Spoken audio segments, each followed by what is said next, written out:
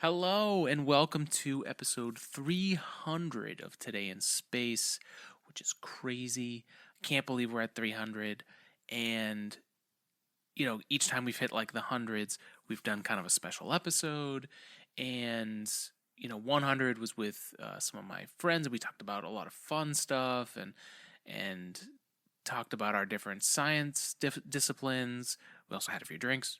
Uh, and then 200, we had Julia Kaliski on. It was in the middle of the pandemic, and we were both talking about STEM and art and being creative and productive in the middle of the pandemic. And now we're at 300. And one of the topics that we've been following here for a while is the ever closing entrance of space becoming a domain of all things, including war. And we've seen that with Starlink in Ukraine and other countries destroying satellites, which is then creating, as a ballistics demonstration, and then that debris is now potentially causing issues like the Soyuz that got hit by a micrometeoroid. It's very plausible that one of these satellite destruction demonstrations were the cause of that. And then there's obviously the increasing orbital debris, but also payloads that are out there. Starlink is starting to gain in numbers, and then there's plenty of other companies like Amazon and OneWeb that are going to be adding more constellation satellites. So the idea of space becoming a domain of war and one that is going to be policed potentially, personally, I was definitely struggling with it.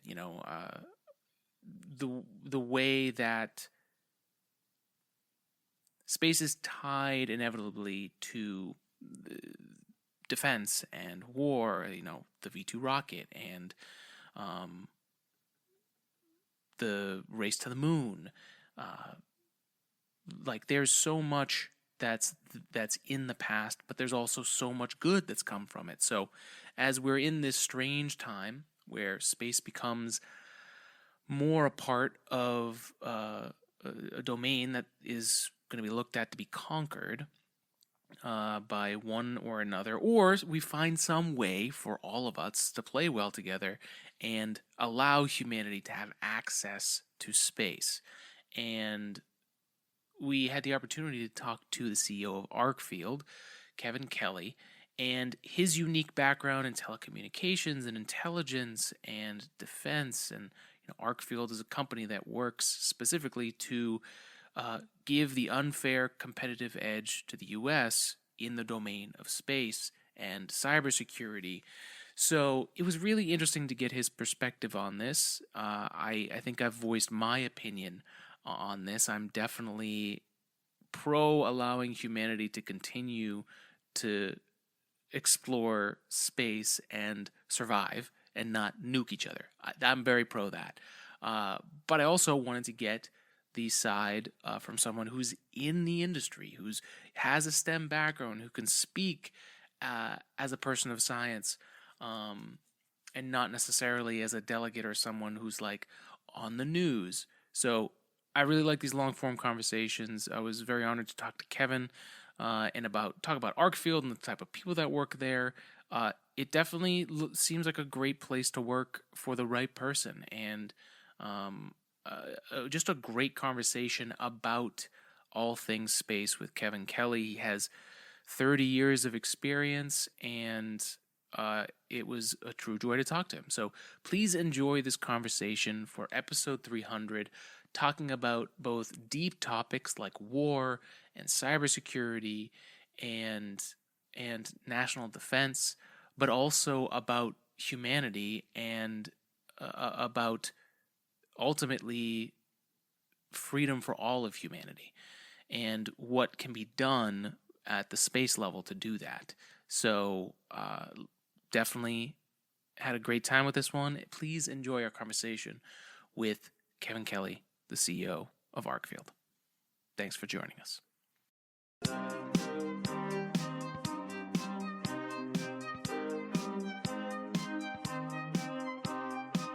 Welcome to Today in Space. I am your host, Alex G. Orfanos, and we're here for another episode of People of Science, where we talk to people in the industry. We talk about what they're doing in their day-to-day and what got them to choose to work in this gauntlet of work that is STEM. And this week, we have the CEO of Arcfield, Kevin Kelly. Kevin, thank you so much for coming on today and speaking with us. I'm glad to be here, Alex. Kevin, tell us a little bit about yourself. Give us an intro into who you are, and then give us a little background into what got you into the STEM field. Sure. So I've spent the bulk of my career, 30 years now, supporting telecommunications, intelligence, surveillance, reconnaissance, and the development of microelectronics packages for the use in the national security and intelligence community. I grew up as a STEM interested kid, the type of kid that took every gift that I got for Christmas or my birthday apart because I wanted to see how it worked. I remember when my parents, when I was 10 years old, they bought me a really nice bicycle. And the agreement that my father made with me when he bought the bicycle was that I was not allowed to take it apart. And that lasted for about a day and a half before I had the whole back sprocket off, and I wanted to see the ball bearings, and I wanted to take it all apart. Most things went back together, not everything, but I must say I'm just a gearhead at heart. I'm the type of person that just wants to know how something works, and if I can't figure it out, the good thing is there's the grand old internet, and I can go out and find out at least at a cursory level how things work, and it's just been something that I've been interested in. I went to school at Penn State, did my undergraduate degree in electrical engineering. Went on to the George Washington University, where I earned my master's in systems engineering and engineering management.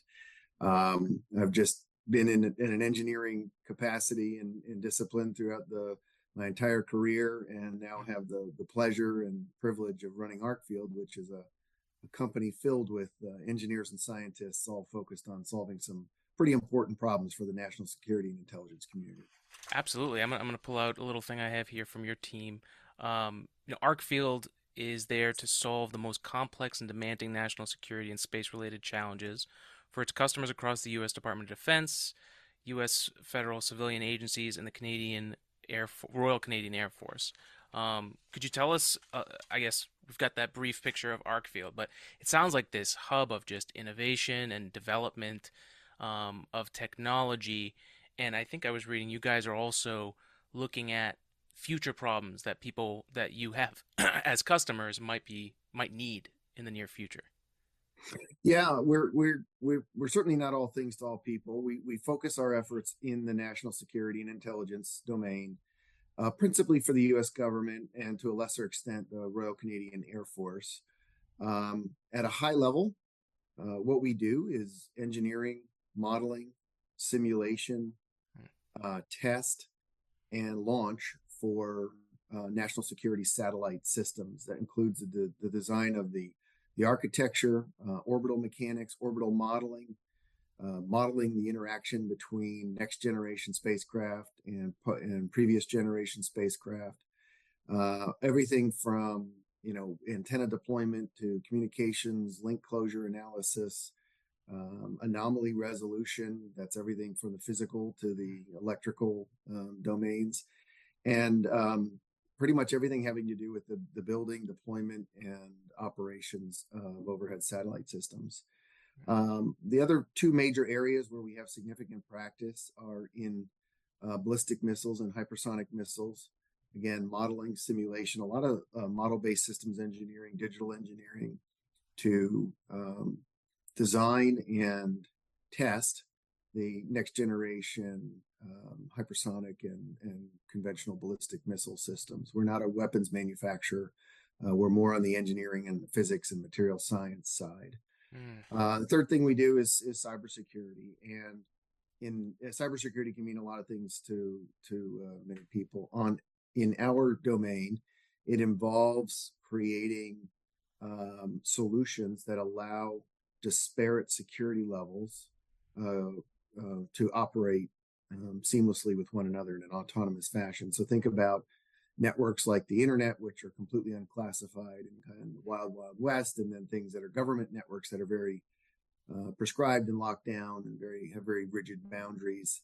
We build autonomous systems that allow information to traverse between the two without having sensitive information leak out onto the internet accidentally, and without allowing malware or nefarious activity to leak in to the proprietary systems of the government from the internet. And for satellite technology and things that are going into orbit, and I guess even the prep to launch, from a cybersecurity perspective, I'm sure there's a lot that's involved in that. There's a lot more these days than there used to be, for sure.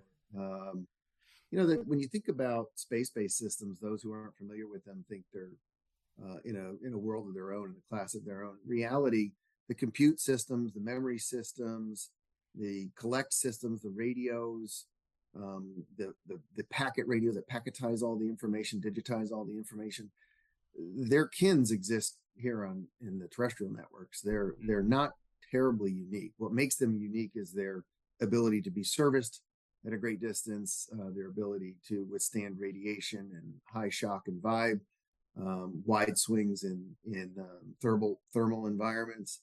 But the inner workings of those systems are very similar to the ones that we use here every day on Earth and at sea and in other environments.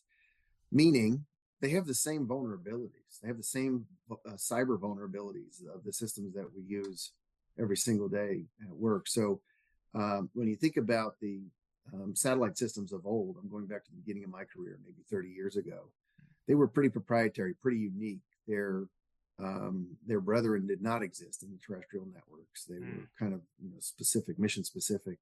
Nowadays, a lot of the components are dual use components, and therefore we have to care for those vulnerabilities the same way we do in terrestrial networking. It's amazing how, when I went to school for aerospace engineering, one of the things that was very much the mantra was, flight proven hardware only. And there really wasn't a lot of room for developing a lot of new tech because there wasn't a lot of money in the industry. So you had to use it wisely, kind of thing. But as we get closer and farther, we're seeing demonstrations like Starlink across the earth, especially in Ukraine recently. It seems like there's a push to update where it's needed, update technology. Do you guys see that at an intersection at Arcfield? Have you guys been on? I guess how does that work with you guys, having been in the industry for so long? We see a cross section of two markets. We see the national security space, which is still a very they apply a very rigid discipline of systems engineering and risk management, as you would anticipate in any militarized system or any system that was used for continuity of operations, continuity of governance, and so forth. So there's a lot of attention paid to building fail-safe systems, those with high reliability, high availability. Therefore, they cost a lot. They take longer to develop. There's a lot more care placed in the risk assurance prior to launch and during launch than you would see in commercial systems. That being said, they have to interoperate with those commercial systems more and more. And so that's where we see that cross section. I love the fact that between SpaceX and Amazon and a few others, they've brought the launch cost down dramatically, orders of magnitude cheaper than it used to be, which has allowed for a lot more experimentation, allowed for less expensive satellite systems with shorter lifespans to enter into the space domain.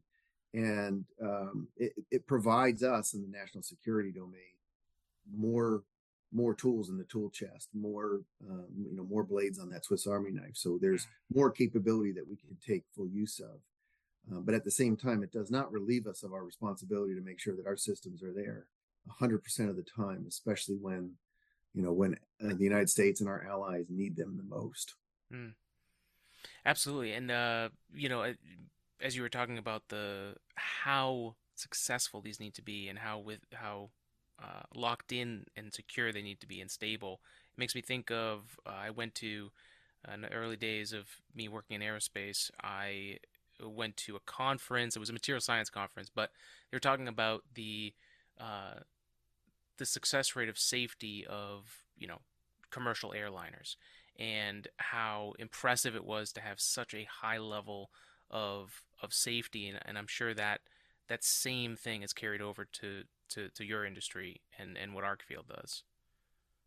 Absolutely, particularly in, I mean, in everything that we do, frankly, as we were speaking about the space domain, the the number of tests and models and simulations and failure events that are modeled prior to launch, prior to satellite integration, even into the payload fairing, is sometimes mind-boggling.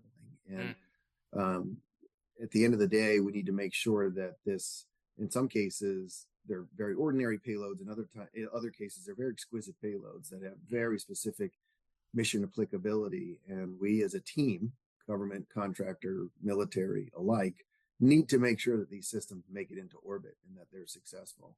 The taxpayer trusts us to spend their money wisely. As I said before, it is a costly endeavor, and therefore, sometimes a year or two of mission assurance and risk reduction activities is performed while the satellite is going through its final acceptance testing, while it's going through integration testing. You won't find that in the commercial domain. These mm. the small sats, and it doesn't mean one's better than the other. They're Right. there to serve different purposes. Not uncommon for, you mentioned, Starlink. It's not uncommon for them to put 80 or 100 of those small sats into, payload fairing for deployment on a single launch. And if 20 of them don't make it to orbit, it's a shame, but Right. this network's going to keep operating and they'll be able to fill in the holes just Mm. by doing some orbital maneuvering. And it makes me think of how intensive this job is, and the process of putting something into space. And it's something that, having someone like yourself with your experience, I'd love to ask this question and kind of get your thought on the approach. We talk a lot about the SpaceX approach, kind of the uh, fail hard, learn faster, kind of we can deal with these 20 not working.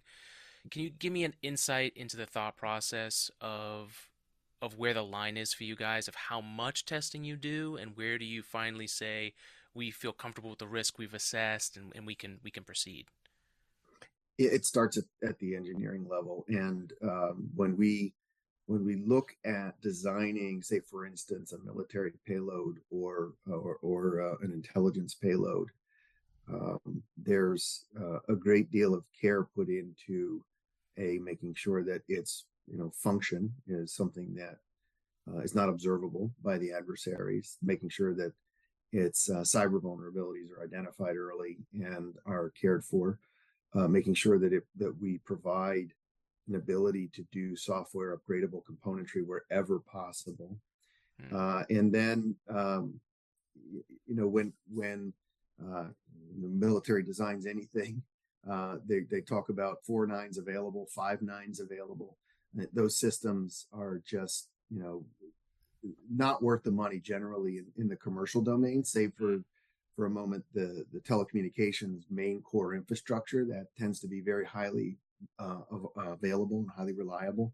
But everything else is viewed as just disposable or replaceable, or it's perfectly acceptable if it operates in a degraded state because there's a multitude of objects that are going to take over the processing or the communications or the uplinks or the downlinks.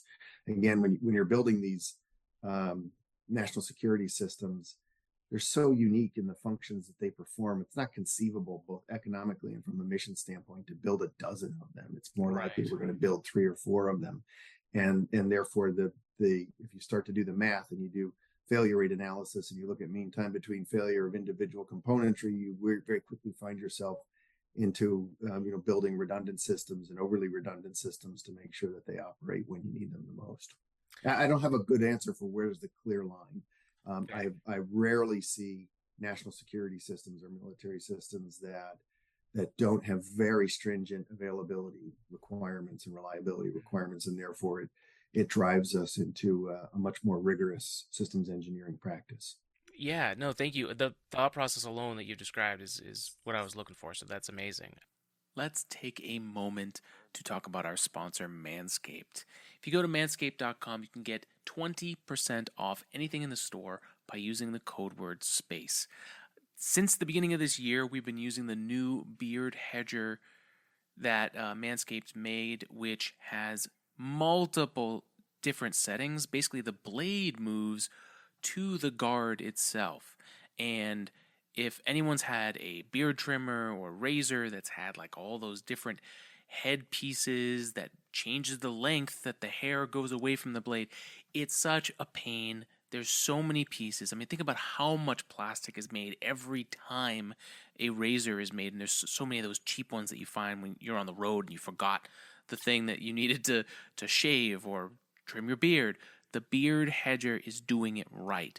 I love the thing. I'm all the way up to 6 millimeters on the wheel.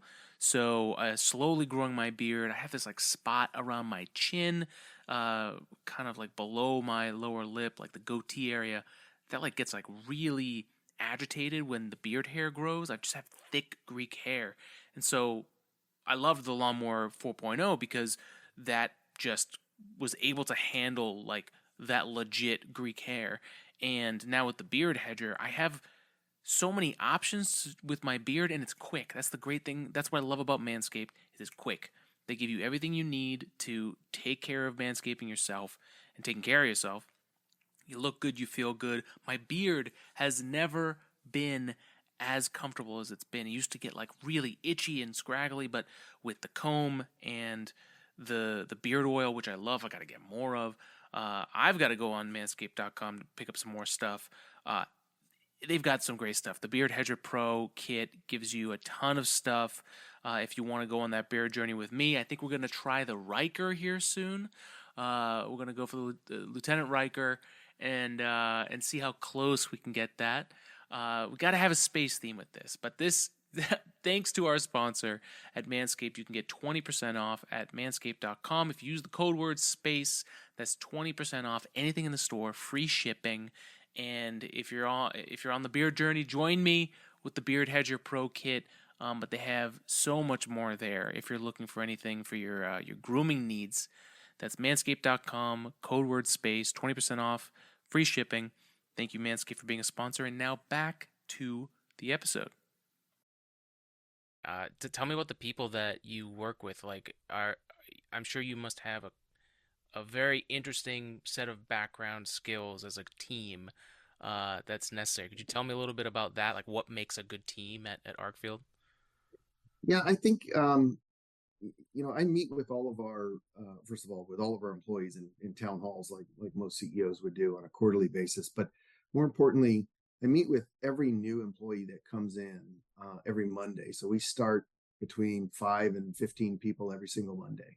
Wow. And we introduce people into the company. Most of them come from one of 3 places. One, former military service, and we love the fact that we're more than 25% veterans. Wow. And I'll say why in a moment, the relevance there. It's not just the fact that they're veterans.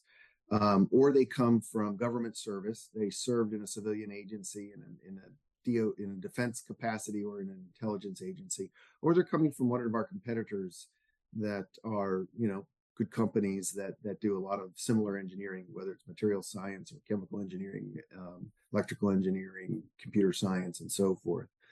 But the most important thing, and one of the things that I ask all of our new employees every Monday is, for me, I go to sleep and I wake up under the same flag as everybody else. Because of the environment we're in, it's a very domestic organization. The vast majority of folks are U.S. citizens. And there has to be a sense of patriotism and pride for building these systems. If that's not your thing, it's going to be a difficult environment to work in because you're constantly going to be comparing yourself to some of your peers that are in very dissimilar environments. This again doesn't mean one's better than the other. But if what excites you is creating a technological unfair advantage for the United States and its allied nations so that we can keep the world safe, if we do intelligence and defense properly, then nations never go to war. If you've got the appropriate show of force and the ability to see over the horizon with next generation intelligence, it is a peacekeeping mission, and we do that through the application of very advanced science and technology. If that excites you, this is probably a good place for you to work. You're gonna see a lot of important missions, and we're going to challenge you to be better than everybody else while you're here. If that's not what lights your fire, it's totally fine. There's lots of jobs out there, but that I think is one of the main differences. And when we look at people with multidimensional disciplines and diverse backgrounds and experience, there's that unifying factor that is that sense of pride around serving a patriotic mission from a civilian standpoint. I think that's probably a hallmark of most of our folks in Arcfield. I love that. Thank you for sharing. Could you tell me more about the 25% veterans that you guys are having your workforce? And Sure. you Yeah. mentioned there was something else that you wanted to touch on. Well, it's not just that they're veterans. It's that we have a volunteer military. These people, at some point, at a young age, usually volunteered to serve their country, and in many cases, to put themselves in harm's way. If you think about the veterans, the separated veterans that we're getting today, they were involved in a 20-year war on terror in some form or fashion. Doesn't mean they were storming the desert with a rifle on their back, but they were involved in this important mission, and many of them were deployed. Many of them were forward deployed, and they did their duty and they served their country. But they're not done, and that was the other thing. So they have this sense of duty and service that they want to continue to be involved. And if you're like me, you're in your 50s, and no one's going to put you on the front lines with a bucket on your head and a rifle in your hands, but you still have a role to play. Yeah. And you can play a very important role. And that's what we see in many of our veterans. They're, certainly not finished. And, Yeah. and they just have a passion for success. Yeah, the mission continues, as they say. Absolutely. Yeah. So tell me about, so one of the things that I'm learning as I get a little bit older, I'm 33 years old right now. There are a lot of people who listen to this podcast who are just starting their careers, or maybe they left STEM and they're trying to get back into STEM, or whatever the scenario might be.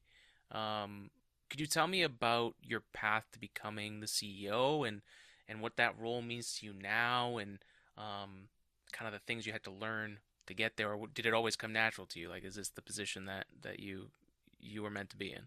I always smile when I get that question because I didn't have a desire to be in charge, to be the CEO, to be the head of a specific unit. I was always passionate about technology. I grew up in a patriotic household. I'm passionate about serving my country. Those things were kind of table stakes for me.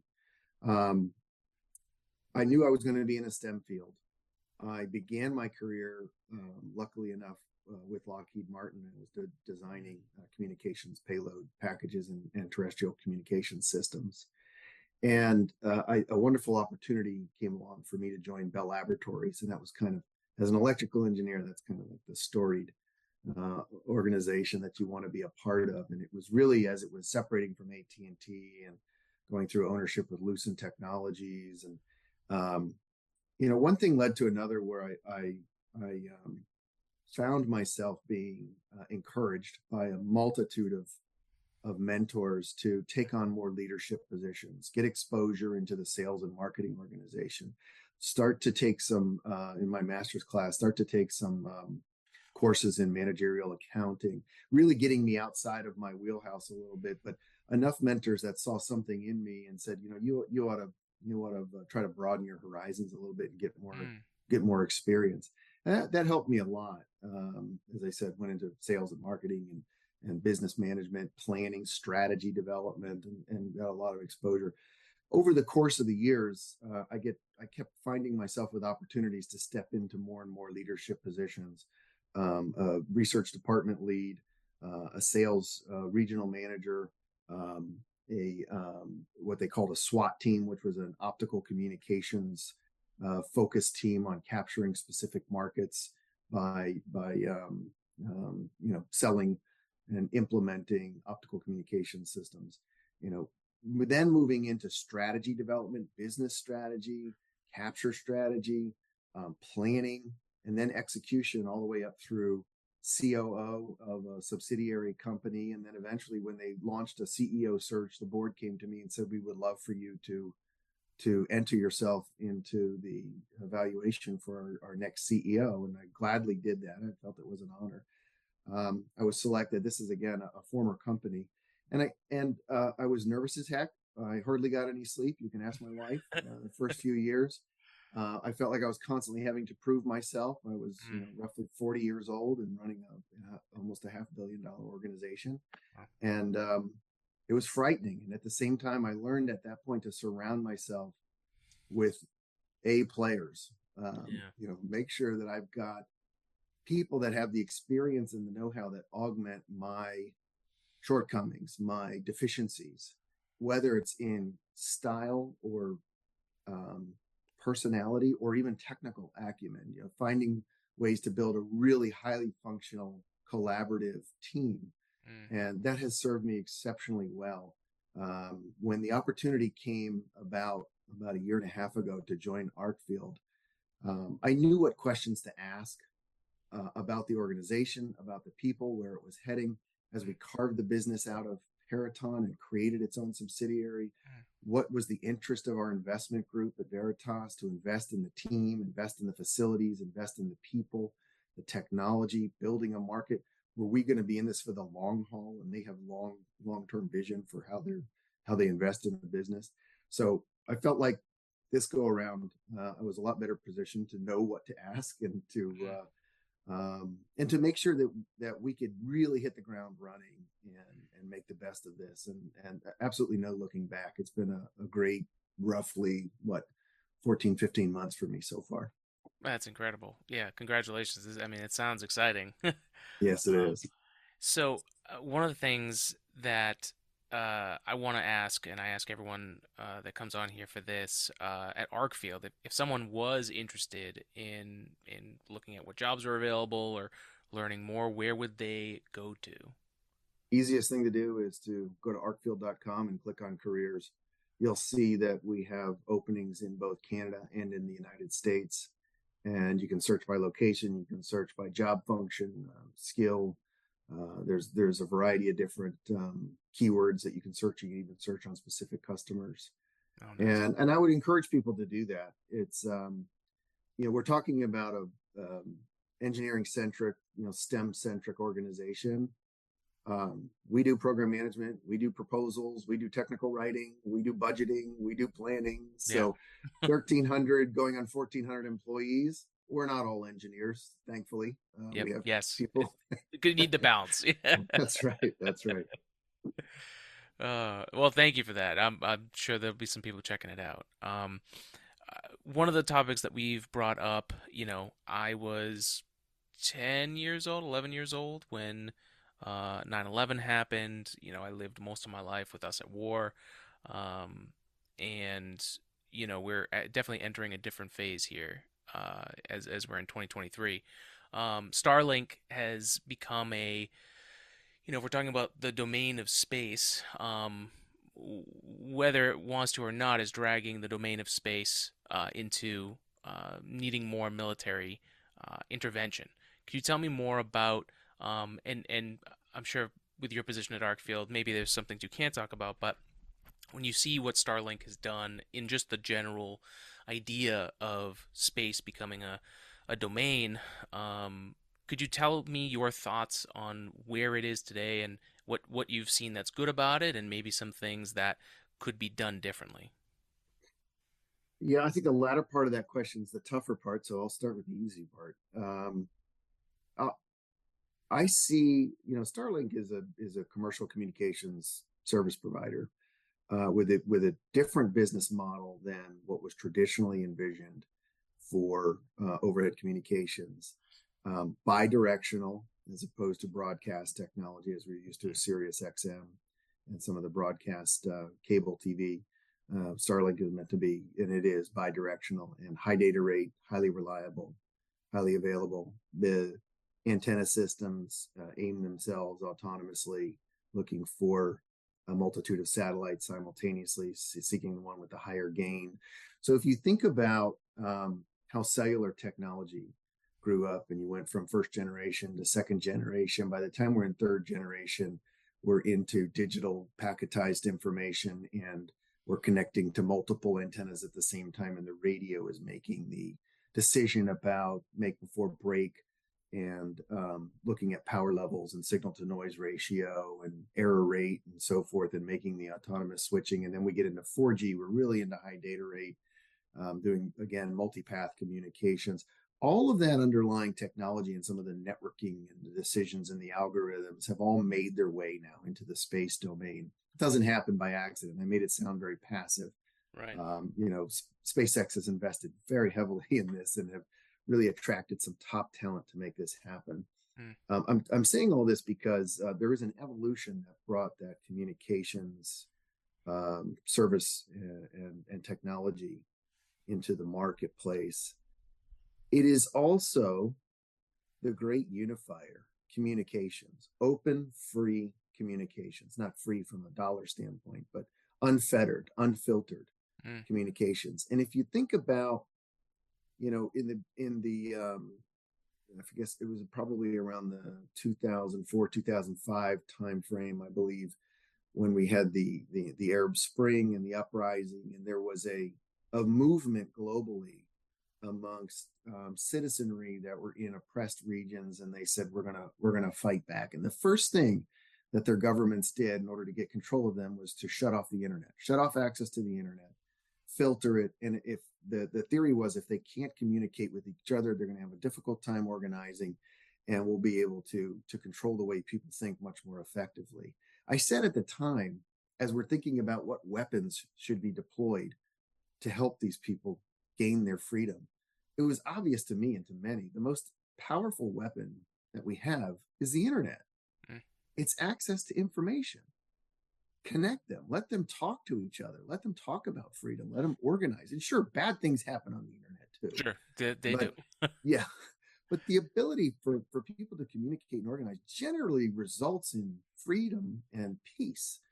And that's not what motivated SpaceX or Elon Musk, I'm sure, to create Starlink. This is a business. They're going to charge subscribers for this service. At the same time, they made the decision, I think completely independent of the U.S. government, to refocus some of their assets in that region of the world, to do, as I just said, to provide communications, allow people to communicate and help them be free in the end. So I give them a lot of credit for doing that. It is a game changer. It's something that, frankly, the U.S. government, everybody turns to the government when things go bad and they need help. Yeah, not set up to do this. We're meant to connect warfighting ships with planes and logistics supply systems and reconnaissance systems, not to provide communications to the disenfranchised or those seeking freedom. So I'm glad that they're there, and I think they're going to play a very, very valuable role going forward. And it seems like this partnership of the private side of space and the public side of space has been doing this dance the last 5 years, maybe publicly, although I'm sure there's been a lot of conversations over the last decades when shuttle was phasing out, and we were trying to figure out what to do and how not to lose our infrastructure, which, as I've heard from many folks, including like Embedded Ventures, about just the infrastructure. GPS is something that needs a lot of updating. It seems like a theme for everything, whether it's terrestrial or in orbit. It seems like there's a lot of things that need updating that have just seen time with our delay in progress here in space. Is there anything infrastructure-wise, or is there anything in that vein that you think is interesting, or something that people haven't heard of but needs some attention? Well, you mentioned a couple of important ones, and there's the whole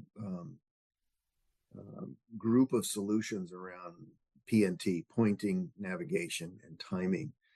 And it's something that the military has focused on because it is at the core of ensuring availability and reliability, like we talked about earlier, once systems are on orbit, making sure that you've got accurate telemetry data so that you can point the asset in the right direction, and that we can navigate the asset in a way that will ensure that it's operating efficiently, and then that you have the highly precise timing that's necessary to do those make before break connections and to be able to provide positional data, which is often related to timing on the spacecraft. When the early days of GPS, in the early days of GPS, the whole algorithm around timing and doing time difference of arrival and triangulation for geolocation on Earth was so complicated.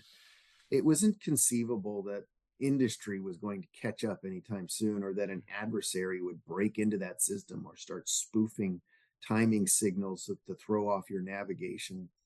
But it was inevitable. It was a matter of time before that started happening, and it did start happening. So in the early days, they didn't build a lot of protections. It just was, space was owned by the United States at that point, and the complex signal waveforms was the protection around GPS and some of the other systems. That's not the case anymore. So there has been a lot of advancements in doing pointing, navigation, and timing in a denied environment. So what if someone's jamming those frequencies in space? What if they're jamming them on Earth? What if they're spoofing it? Is there any kind of checksum that we can envision that ensures that gives the receiver the assurance that the signal it's receiving is the correct one and not one that has been, spoofed in any way? So, I'm happy to say that obviously people didn't wait for these failures before they started designing solutions. Yeah. But it's something that many people just take for granted. Oh, I have to get there. I'll just open up my phone and use the GPS on my phone. What if it's not there? Or what if it's fake? How disastrous would that be? And now put yourself in a mission critical environment. So that's just something that, again, I think a lot of people take for granted that they don't realize is a heavy investment area in the national security area. Let's take a break to talk about our other sponsor, which is our own 3D printing lab for Today in Space, AG 3D Printing. This is the lab that spawned from this podcast. It was an idea, as I was learning how to be a science communicator and kind of diving into other exciting things in the STEM field.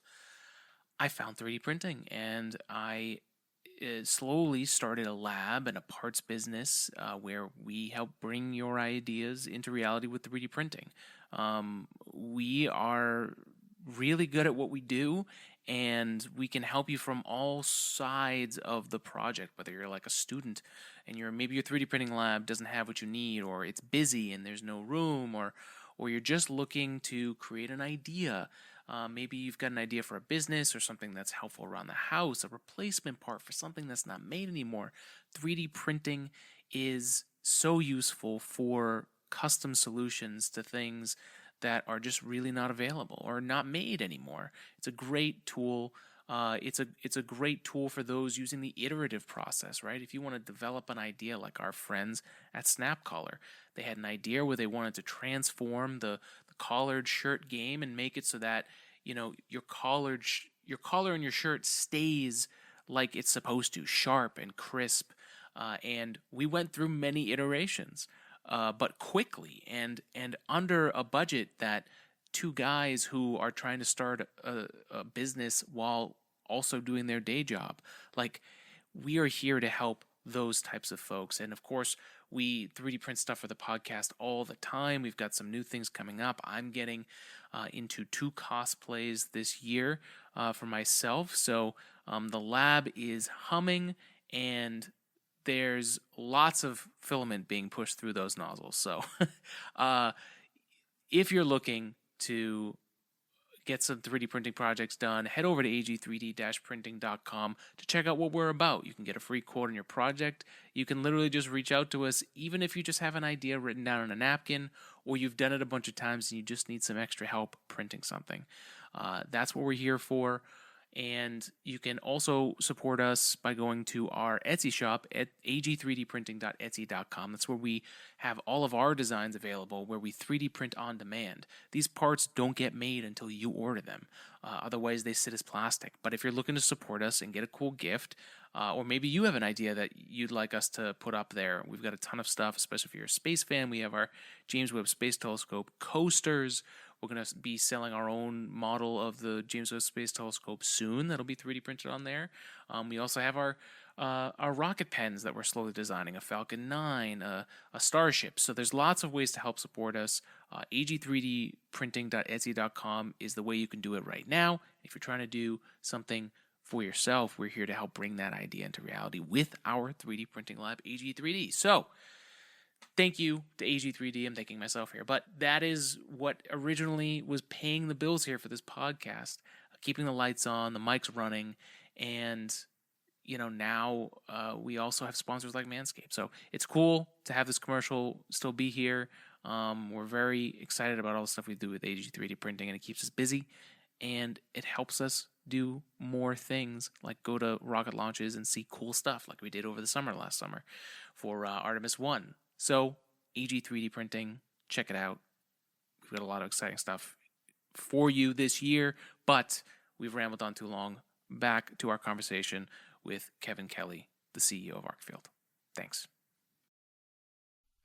And as we start getting closer to Artemis 3 and sending the first humans back to the moon, we have a legitimate application in real life where the infrastructure is not there, and we're building it actively. I I was thinking I'm working on a segment. We're going to just talk about big picture ideas of living in space, and that's one of the realities that we have to kind of get around. And it's kind of a good excuse, knock on wood, everything goes well with Artemis. We're ideally setting up the big picture goal of living in space full time. Are there any technologies or infrastructure that you can think of that doesn't is very much needed, but is just not there yet that people should know about? This is going to sound a little weird. I'll start with one that's not weird, and then I'll move to the weird. Okay. So, the not weird one, the choke point in space communications is usually the uplink and the downlink. It's the slowest link, and it is where communications gets really challenged, and you need to do some active filtering because the pipes going up and down, whether they're RF or optical, typically is where your choke point is. I know Artemis is flying several first demonstration satellites are going to fly some demonstration payloads to do optical communications, high-speed optical communications from lunar orbit to back to the Earth, which is very doable today. And it came at decades worth of investment in photonics, high-powered optical photonics for space-based communications. That's something that's easy for folks to understand, but simply did not exist in the Mercury and Apollo era. We all saw the grainy footage, and it was delayed coming back and so forth. It is conceivable that we will be watching high definition live video from the moon using optical downlink. The only way it can happen is with optical downlinks, and that is a not so future technology, meaning it has been demonstrated very successfully in space. So I'm excited to see that. Here's the weird one.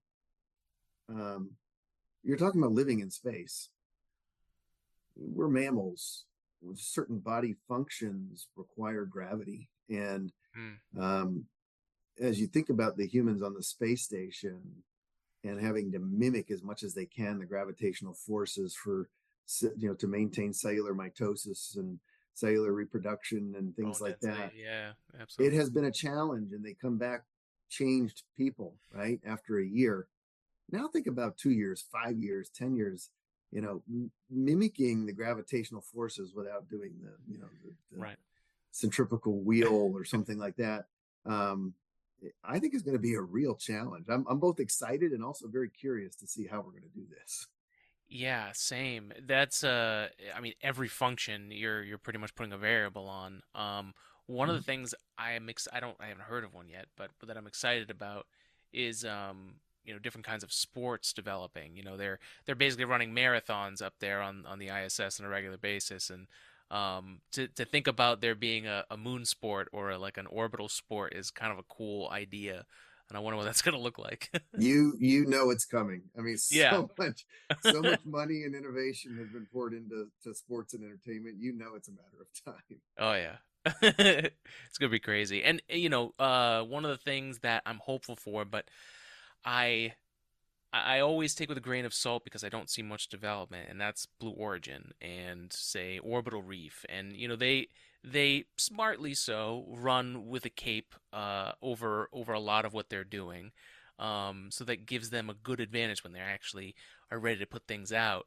But also, it seems like it takes longer. Space development takes many, many years, but Mhm. um, with their orbital reef platform and kind of commercializing a lot of the stuff that's been, like say the ISS, like we've got some ideas, but nobody's really commercializing that. That's going to be necessary before we have a base on the moon. So in that perspective, when I think about cybersecurity and automation, I think that there's some real advantages to automating the things that these test pilots and astronauts are testing and making them uh, like you don't have to think about it's being taken care of. Um, Thinking about that, is there anything that gets you excited about where AI and cybersecurity can take us when we start actually living in space on a regular basis?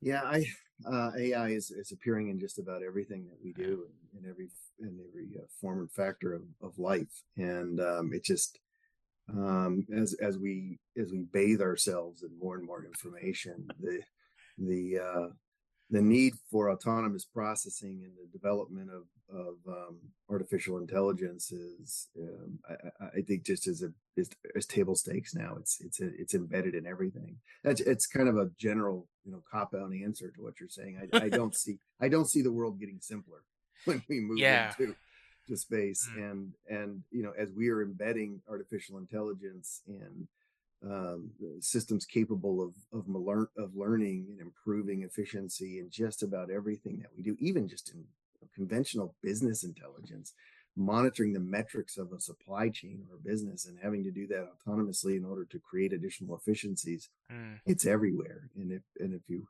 think about the variables of living in space, and all of the scientific experimentation that will likely be part of that, as well as the just the need to monitor very complex systems that are potentially in a dynamic, changing environment. It's at least as in terms of what we know today, both AI and machine learning have to be a significant part of that future.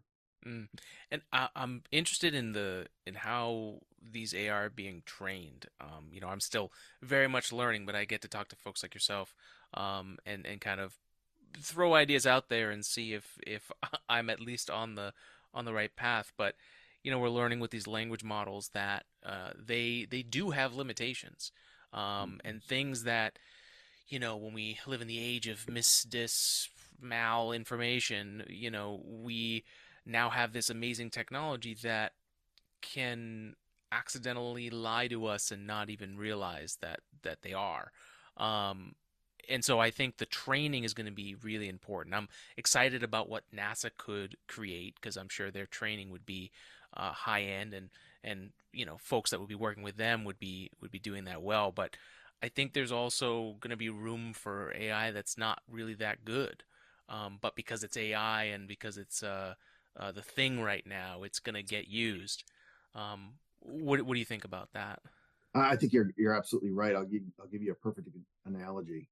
I have a self-driving vehicle that it's not a Tesla, it's a Mercedes, Mm. but it uses a similar technology, and I can hop on the highway in the morning and set it so that it maintains a certain speed, doesn't go over a certain speed. I can have it read the speed limit signs and change its speed autonomously. It'll change lanes to avoid an accident. It'll pull over if it thinks I'm asleep or I'm somehow Oh wow. inattentive. It'll do lots of things. It's not as good as a human. It's Yeah. not even as good as a bad driver. So it's really important that we I use it to augment my driving, meaning Mm. I do team driving. I call my car Hilda. There's a whole different podcast for that. Um, so Hilda and I share the driving, and I'm perfectly okay with the autonomy doing speed control and making suggestions to keep me in the center of the lane. Mm. I'm going to make the lane changes, even though the computer's capable of doing it. Yeah. I'm observing more and I'm processing more than the machine is able to do, not because of the compute power, but because despite the fact that the car has, I don't know, 30, 40 sensors, I still have more sensors. Yeah. And I've seen a lot more and I've learned a lot more. And to Mm. your point around learning, there's not a real good feedback mechanism in a lot of these AI systems, and they're only as smart as the code allowed them to be initially. Some are learning faster. That's what we've seen, but the majority of them operate somewhat independently, and they don't have a good feedback mechanism like my car. So it's not going to become a better driver over time. Mm. Yeah, that's a great example. Yeah, the for me, what I'm looking for automation to do is to allow me to spend more time being creative and spending Mm-hmm. less time doing, executive things and or just like simple uh, for instance, like transcribing this podcast is going to be done by AI for me, and that just takes out a huge portion of it. And it's not going to be perfect, and that's okay. I don't need it to be perfect. I'm looking for like what's the map of the episode, where can we get some clips, and for me that's really valuable. There's other things like intellectual property issues where, allegedly some of these, art-based AI have basically trained uh, entire AIs based on someone else's work that they're not getting anything for that, and it's just out there now.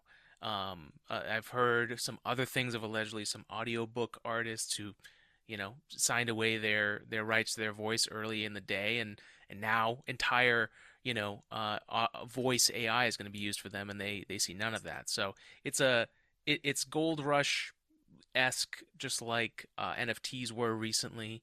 And I think it's gonna get weird. It's definitely gonna get weirder before it gets better.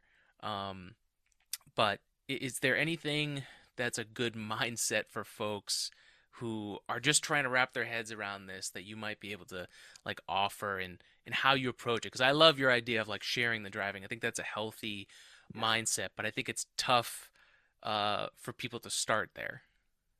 What came to mind as you were walking through that is when we started finding the need to apply artificial intelligence, and specifically, that in combination with machine learning, where the processing and the intelligence is developed over time. It came about in my world, in my professional world, because our collection capabilities kept increasing year after year after year. And if you think about the RF or the imagery vacuum cleaner in space, it's just collecting everything. Mm. Eventually, you run out of processing power with all the Yeah. supercomputers and all the brain power on Earth, and you're overwhelmed with information. And so you had to create an artificial intelligence layer to start processing and doing pre-processing and saying, here are actually the 5 things you need to look at, the other 10,000 things you can ignore for the time being. And so we created that artificial intelligence layer. Now think about what you said. What is the artificial intelligence? If you sign away your voice rights, what's it doing? If you're using the chat program that's creating all kinds of confusion and concern around the internet, what are those systems doing? They're actually creating more content, which was the reason that they were invented in the first place, was to deal with the overwhelming information overload, Wow. right? The big data problem. And what are these systems doing? They're actually creating more data. And so it's starting to accelerate. The amount of data creation is starting to accelerate. And when you think about, have I created a solution to a problem, or have I created a brand new problem? Yeah. Yeah, and just as you're saying that, my concern immediately was, is the infrastructure going to get overloaded and choked out if we start like a DDoS attack? Like, are we going to overwhelm uh, the amount of stuff that's there and just choke out the internet? That's crazy. It's a valid question. And your question about authenticity. Just because I saw it 10 times doesn't mean it's correct. Yeah. But I did see it 10 times, and one system created, or one person created it, and then 9 of them mimicked it, and all of a sudden it's viewed as fact, and it may be Yeah. completely false. Yeah, that's a that's a topic that one of the reasons why I started the podcast was just to um try and create, like, talk about complex things, but try and do it in the simplest of ways. We don't always succeed at that, but that was the attempt, and like this definitely makes things harder. I'm not gonna I'm not gonna lie. So it getting sharper. I don't want something technical or STEM based to become magic, because I think the that's the dark side, I think, of STEM, is when it gets to that point. So being able to speak with folks like yourself, and to kind of break this down is always much appreciated. Sure. Yeah. If you Any Yeah. if you're worried about it becoming magic, just go back to my self-driving car analogy. If you put complete faith in those systems, and unfortunately you see stories on the news where people have done that, it will Yeah. fail you. It will fail you, and we don't give ourselves enough credit for taking advantage of a lifetime of experience and knowledge when making decisions and being analytical and synthetic, or synthesizing data. Hmm. It's the human brain is absolutely amazing. When you think you've started to replace it with the computer, I would argue, even as powerful as they are today, you're only talking about a fraction of the average compute power of the human brain. So Yeah. don't put your faith in it. Use it as a use it as a tool. Absolutely, absolutely. Yeah, and I think we're in the process of getting people first attuned to the idea that it is a tool to be used, and then you can have kind of the moral thing that, a tool can be good or bad. Mm-hmm. It's who uses it and how you use it. Yeah. Well, Kevin, thank you so much for this conversation. This has been great. Let's close out with any final thoughts, anything we missed that we should touch on, any last words for the folks out there? I'll speak to you. Talked about people that were early in their STEM career, and they may be avid listeners, and which is completely understandable of your podcast. Um, my encouragement is to, because STEM can be applied in I don't know, 1,000 different ways, even within a specific discipline. Find what makes you passionate. Find something that gets you up in the morning, and that you're going to want. You mentioned having the time to be more creative. Find something that allows you to apply your own creativity and your own brand to what it is that matches your technical interests, and follow that. It troubles me when I see folks who've invested so much time and effort in obtaining their excellence and their academic acumen and proficiency in a specific discipline, and then say, I never really wanted to do that, and then they go find something else to do. There are more ways than you can imagine to apply that technical knowledge and experience. And what I tell, particularly when I tell engineers that are graduating with their undergrad, you have been given and you have earned the fundamental knowledge and experience that will allow you to go to the next step. And it's all about exploration and personal development and professional development at this point. So keep your eyes and ears open to opportunity, and be open to trying things that you think might be completely different than what you imagined yourself doing. And I think you'll find it to be very rewarding, and you'll find that groove. And when you do, that's when you're really going to see your performance and your happiness kind of rise at the same level. Just a little bit of personal and emotional advice. No, thank you for that. I can definitely say that does work. I mean, that's part of the reason why this podcast exists, and why I work in 3D printing, because I Yeah. found that that intersection of um, 3D printing in space, especially for like in space manufacturing. I mean, to me, that's the ultimate crossing of the streams for me, and where I'm seeing things. So, and what's interesting and why this segment exists and why we're talking today is to provide those examples. I there are a lot of people who are in the STEM field who have family or had someone else they knew that worked in that, but there's also many people who didn't, and so Mm-hmm. they go into it without the idea of what jobs are actually out there and what careers are there, and then you get stuck because you only see you don't know what's out there. So thank you for sharing your story today. I really do appreciate it. I appreciate the interest, and Good luck with the podcast. I think it's a great product. Thank you. I really appreciate that. It means a lot coming from you. Kevin, thank you for joining us. This is Today in Space. Thank you for being one of our people of science. Make sure to spread love and spread science, and we'll see you on the next episode. Have a good one. Thank you. Bye bye.